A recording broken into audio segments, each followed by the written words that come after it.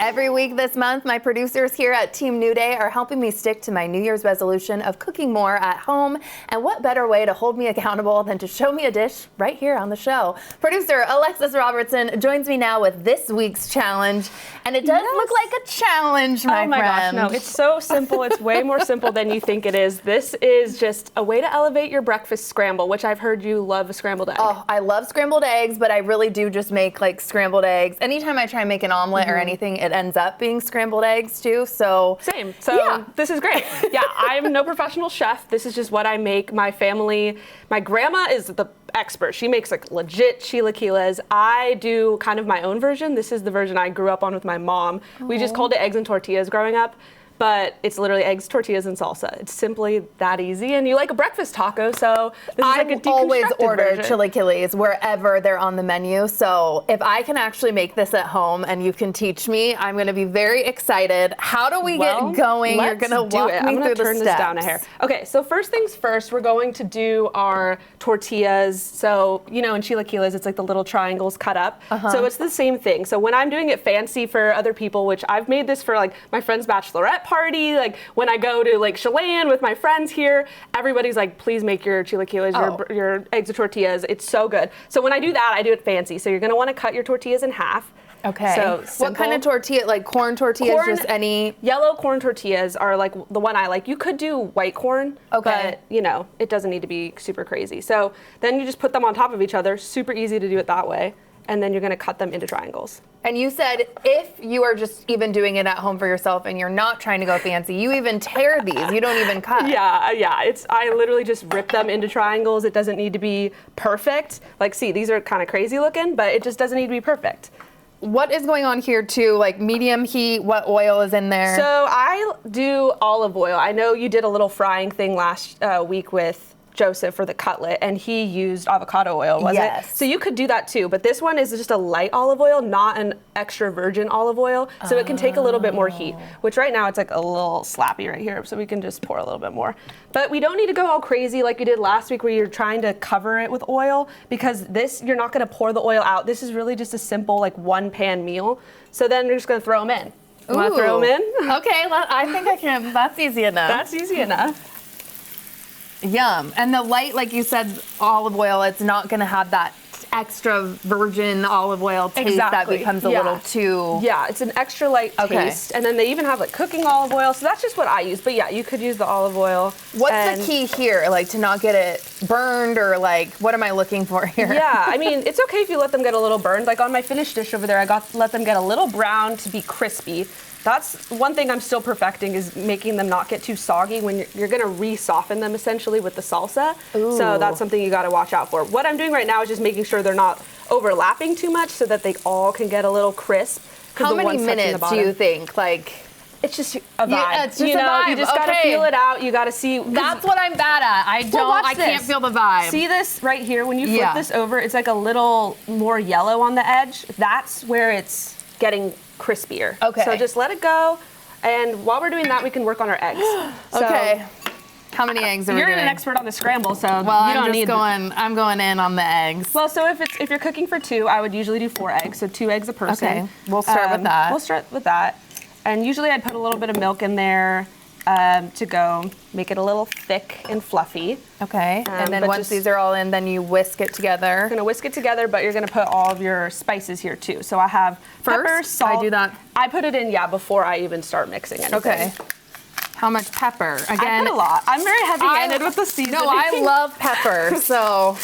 Yeah, go crazy, do what you want to do, but then I also have onion salt and garlic powder. Ooh. And you also have a particular salsa I know that you're obsessed with. We both love Trader Joe's. What's your salsa that you love? Okay, so this is garlic powder. The salsa I love is the pepita salsa, which you can see over here. It's kind of like an enchilada sauce meets your normal tomato salsa. So I love that it's chunky. It even has pieces of pepita seeds, which are pumpkin seeds, or little squash seeds in there.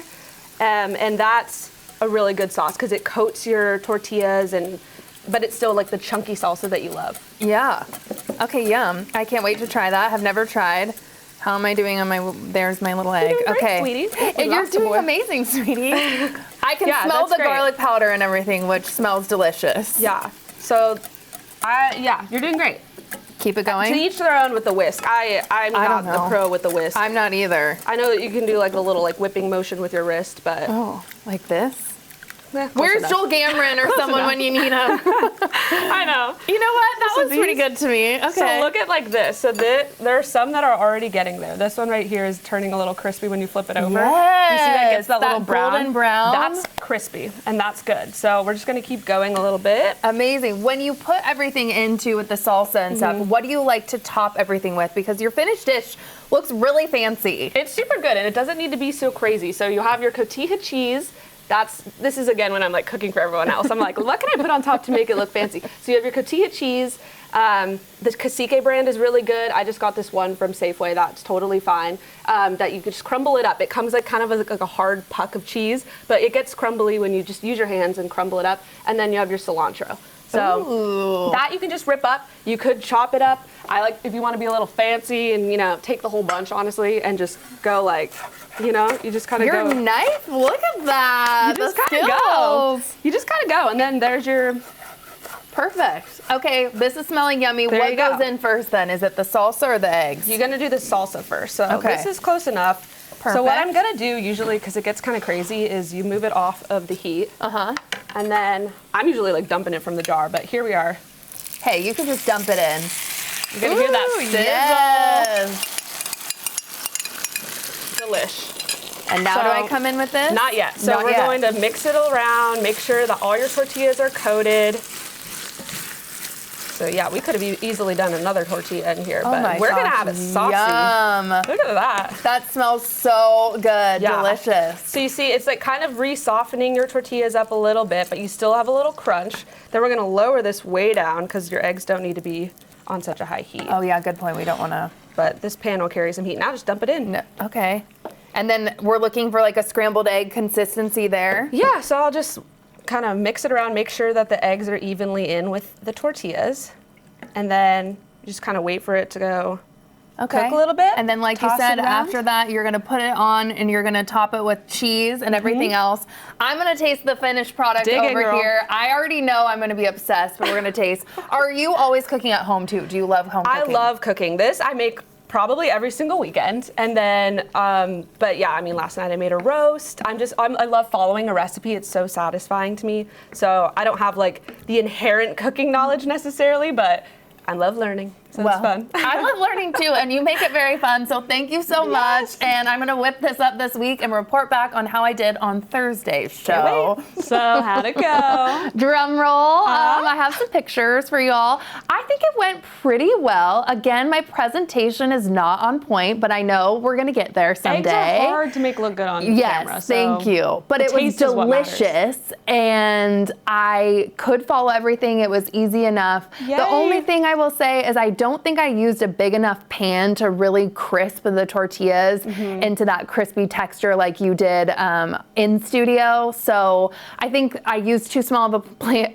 Too many eggs for the tortilla or maybe ratio. I had too many tortillas in there. Either way, they weren't soggy, but they weren't the best texture. So okay, well you can try again, and at least the flavor was there, right? Yes, and I actually think this is such a good idea if you have a lot of people that you're cooking for in the morning. It's a little more of a showstopper than just my scrambled eggs with like salt and pepper. So I really appreciate it. I made it for 10 people once, so you can do it. I'm glad you really liked it. This makes me so happy. And I have a little tool for you because I know you don't like chopping things necessarily. If you wanted to make it a little easier for your cilantro, we have these little herb scissors. It has all the little teeth on there. So Spencer's gonna run this over to you. I have never heard of herb scissors. Oh my God, well, this will change the game for you. Oh, these are fancy. Yeah, you don't need to go all crazy with the knife because that's it. Okay, Just chop. Thank you so much. I'm learning so much from y'all.